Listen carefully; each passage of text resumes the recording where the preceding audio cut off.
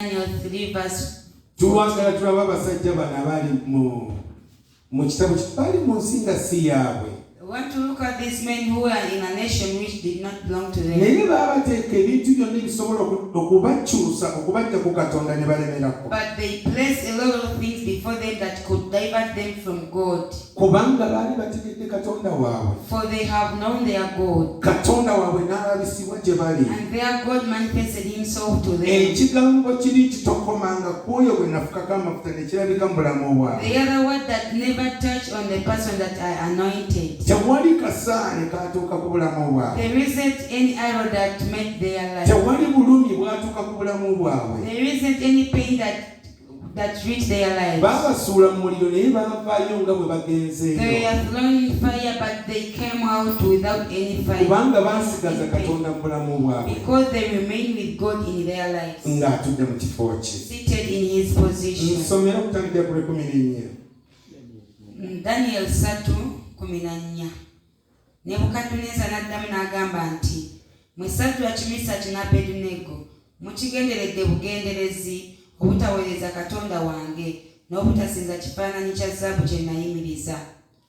Kale nno bwe munakkiriza nga muwulidde eddoboozi ly'akagombe n'endere n'ennanga n'amadinda n'ekidongo n'ekkondeere na buli ngeri yonna evuga okuvuunama n'okusinza ekifaananyi kye nakola, kale naye bwe mutasinze mu kiseera ekyo munaasuulibwa wakati mu kikomye ekyaka n'omuliro, era Katonda wammwe aluwa oyo anaabawonya mu mikono gyange." Wulira, ono musajja kabaka ey'ensi. This man was a king to the nation. Alina eddoboozi. He has a voice. Kabaka w'ensi aba n'obuyinza. The king of the world is always having power. Okugabira gw'ayagadde. To give to any person that he wishes. N'okuggyako gw'ayagadde mu nsi ye. Or to take away from a person that wishes. Kabaka alina obuyinza mu nsi ye okukola ky'ayagala eri abantu. God has power in his nation to do whatever he feels like it to be. Katonda yakigamba abaana ba Isirayiri nti mwagala kabaka ng'amawanga amalala.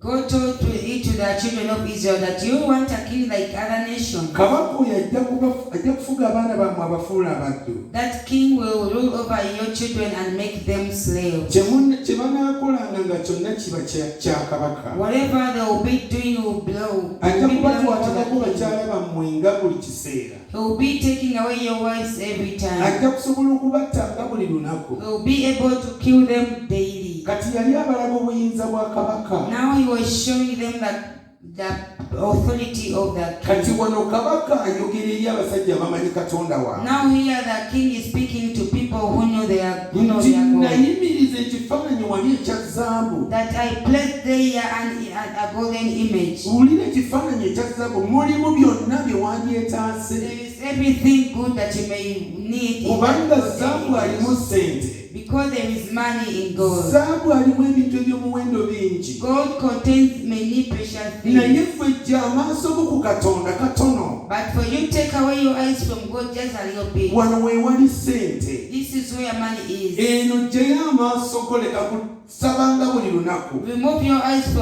from God. You stop praying daily. Omusajja omu yayimba oluyimba mbu kyonoonya nze kyendeese. One man sang a song that what you are looking for is what I brought. Ky'osoma okufuna ate nze kyetekase kikutawaanya okugenda. What you're searching for in education is what I brought. Kati eryo ddoboozi lya mubi. Now that's that voice of the devil. Akujja ku kigendererwa. It takes away from your vision. Kati ono omusajja kabaka alina obuyinza. Now this one, the king has power. Ayimiriza wali ekifaananyi ekya gold. He has placed there a golden image. Agamba abasajja abamanyi Katonda waabwe. He's telling men who know their amaaso God. mugaggyeko Katonda. Divert your eyes from God. Muleme kutwala budde bwammwe nga musinza You Katonda. shouldn't take your time worshiping God. Bye munoonya obukulu n'ekitiibwa n'essente bye biri wano. What you are looking for, glory and everything is what is here. Abatunuuliza mamonna. He's making them look unto money. Abatunuuliza ssente. He's making them look unto money. Abatunuuliza ebiggwaawo. He's making them look upon things Kati that perish. amaaso bagagye ku Katonda. Now they may divert their eyes from God Bagatunuuliza ekifaananyi. and focus them on the image, Batandike okiweweetanga buli lunaku. that they may wipe it every day. Mu kiseera eky'okusinza Katonda.